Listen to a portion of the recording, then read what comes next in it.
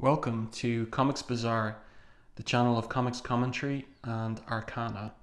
This video features Uncanny X-Men number 270, cover dated November 1990. So this is the first part of a 12-part crossover across the X-books of the time period, X-Men, New Mutants and X-Factor. And this is the very first part of that crossover, First Strike, as the caption says on the cover there.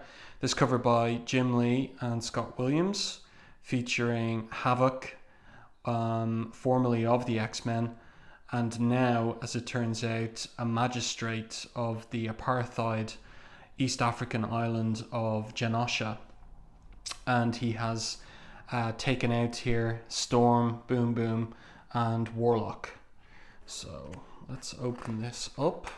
Here we have the first page, and it helpfully features a dramatis personae of the key players of the story. So we've got the X-Men, Gambit, Banshee, Forge, Storm, and Marvel Girl, who is affiliated actually at this point with X-Factor. And the New Mutants, led by Cable there, featuring Boom Boom, Sunspot, Cannibal, Wolfsbane, Richter, and Warlock. So the story opens with a TV broadcast by this character here, Trish Tilby, who happens also to be Hank McCoy, that is the Beast's girlfriend, a TV reporter girlfriend. And the report is about worsening relations between the US and the Genoshan government, who are making demands that they be able to bring so-called mutant terrorists to justice, by whom they mean the X-Men. And this is a Genoshan TV newscaster, like a propaganda newscaster. And her design is interesting because it's Jim Lee homaging a newscaster character from Frank Miller's Dark Knight Returns. This particular character here, who's a recurring one throughout the Dark Knight Returns. So we get into the story proper. This opening double splash page is set in the X-Mansion in the Danger Room. So Storm, at the end of Uncanny X-Men 267, got her memories back. She's still in the body of a prepubescent girl. She has some command over her mutant powers, but not total. And she's facing off against Jean Grey, Marvel Girl, here in the Danger Room, to assess the limits of her powers. So they're battling away in the Danger Room, and they're being monitored here by Banshee, Forge, and this character here, Stevie Hunter, who was introduced to the X-Men as Kitty Pryde's dance teacher many years earlier. So Storm and Jean continue their battle in the Danger Room, and Storm appears to get the better of Marvel Girl, and Stevie is skeptical about pushing Storm too hard, because she is, after all, in the body of a young girl, and the power she's unleashing may be damaging to her and may take a detrimental toll. Meanwhile, outside the Danger Room, we've got Richter, who's petulantly waiting to get in so that the New Mutants can train and use the Danger Room, because at this time in continuity, the X-Men had been away, presumed dead by the New Mutants and X-Factor indeed. The X-Men were invisible to electronic detection and equipment, and they were hiding out in the Australian outback and using the mutant aboriginal gateway to transport themselves here, there, and yonder. But they never let X-Factor or the New Mutants know that they were alive. So the New Mutants had taken up residence in the X-Mansion. So at this point, Stevie calls a halt to the Danger Room simulation. Storm has lost control of her powers and in a weakened state is falling to the floor, but she's saved by Marvel Girl's telekinesis.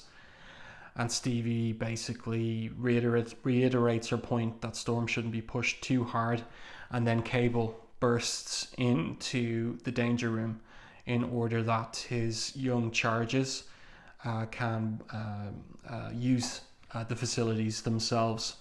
So Cable is a new addition to the X universe at this time, introduced in New Mutants number 87, so only a few months earlier than this particular story. So the established X-Men like Banshee and Forge don't quite know what to make of Cable. He's a bit of a mystery to them at this point. So there's some posturing between the two different teams, but Banshee plays the peacemaker and Storm leaves the Danger Room to Cable and the New Mutants, but making the point that they now have to, X-Men and New Mutants, share the facilities of Professor X's mansion. And then we have an interlude scene, which is set in California, Lila Cheney's beachfront house.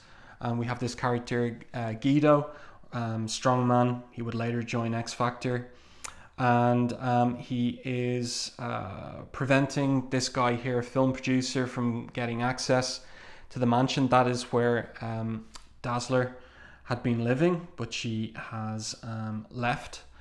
And so Guido is carrying off this guy and he drives away, and then something unexpected happens. There's a flash down at the beach and it's Lila Cheney, the owner of the mansion, has returned, and she's got a message: terrible danger, Professor Charles Xavier, help, desperate need, X-Men. So this is Claremont setting up a storyline that will be developed after the conclusion of the X-Tinction agenda. And then we switch back to New York, Salem Center, which is the town just down the road from Xavier's School for Gifted Youngsters. It featured in earlier storylines from Uncanny X-Men, and Storm and Jean are getting lunch and catching up with their respective stories. In particular, Jean, who herself has fairly recently, in continuity terms, returned from the dead, and this is the first meeting between Storm and Jean since Storm would have believed Jean dead at the end of the Dark Phoenix saga, Uncanny X-Men 137. So they're catching up there and reminiscing about their various different adventures, and how, Claremont kind of making a joke about this to the X-Men, who do not die the old-fashioned way, and no matter how hard we try, says Jean, none of us die forever. And isn't that true to this very day? So then the scene switches to the fact this van, which is outside Harry's hideaway, and we have these Genoshan magistrates who have been surveilling Jean and Storm, and in their company is Havok, who has lost his memory, having gone through the Siege Perilous, and has ended up a magistrate of Genosha. Okay. So then Storm and Jean return to the X Mansion. Jean says goodbye. She goes back to X Factor in New York, in Manhattan. And then we have this interaction between Storm and Wolfsbane. Wolfsbane is upset about how, with regard to the X-Men, they've come back to life. Jean Grey has come back to life. But Rand's friend Doug has died and hasn't been resurrected. Doug Ramsey, so he's a recently deceased member of the New Mutants. So Storm basically has no answer to that really. Then we have this little dialogue between Storm and Stevie Hunter here. And then suddenly there's an interruption. And it is the arrival of these Genoshan magistrates on these pretty cool attack cycles. And we'll see here now in the tech that Jim Lee has designed for this upcoming battle. The influence of manga, in particular Masamune Shirow, and Lee was an avowed fan of Shirow at this time. And also in addition to that, when the cycle transforms into a type of walker, like the RoboCop movies, Star Wars, there's a whole load of, and G.I. Joe even, there's a whole load of tech, 80s tech, from cinema, comics, and toy ranges that he's drawing on for these designs. But it looks really, really cool. Deadly situation here for the New Mutants and the de-aged Storm. And what Storm does, she makes a decision in order to seal off the underground portion of the X-Mansion. She first of all puts Stevie through there and seals it off just as Cable and the senior X-Men are getting organized. They're aware of this attack going on. So Boom Boom, Richter, Warlock taking on the Genoshans. Everything seems to be going well for the New Mutants, but suddenly these more heavy duty attack soldiers with battle suits and all kinds of tech arrived. They're transmaterialized into to the lake, and now everyone's in big trouble. So Storm puts Stevie Hunter down through the hatch, seals it shut, scrambles the lock, and does her best now to evade the Genoshans, while also trying to lead the New Mutants safely. Here we've got Cable is incredibly angered by Storm's decision to seal the hatch, and Banshee and Cannonball here, together with their passengers Cable and Forge, start making their way to the aid of Storm and the New Mutants via another exit from the underground portion of the mansion. And what happens here is that Storm recognizes one of the Genoshan magistrates to be Havok. She's completely confused by that, and while she's distracted and confused, the Genoshans begin to get the upper hand, capturing Boom Boom and Richter. Storm gets her hand on a machine gun. Warlock is doing pretty well there. There's Ran, but ultimately they end up being taken down by the Genoshans, captured, and brought back to Genosha.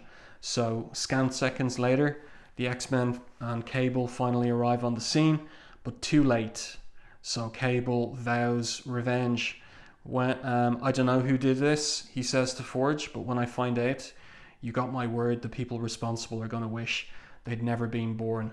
So that is the first part of the 9-part X-Tinction agenda. Pretty cool stuff.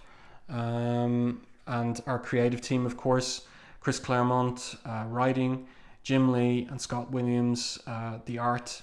And who is our colorist here? Let me just go back to the double page spread because the colors are pretty cool. Where is the creative team indicated? Oh yes. Oh, and also it seems our Thibert responsible for some of the inking, Glynis Oliver, the colorist. So I hope that you enjoyed this video. If so, please hit the like button, and if you haven't done already, subscribe to the channel, and I'll see you again in another video. Stay tuned.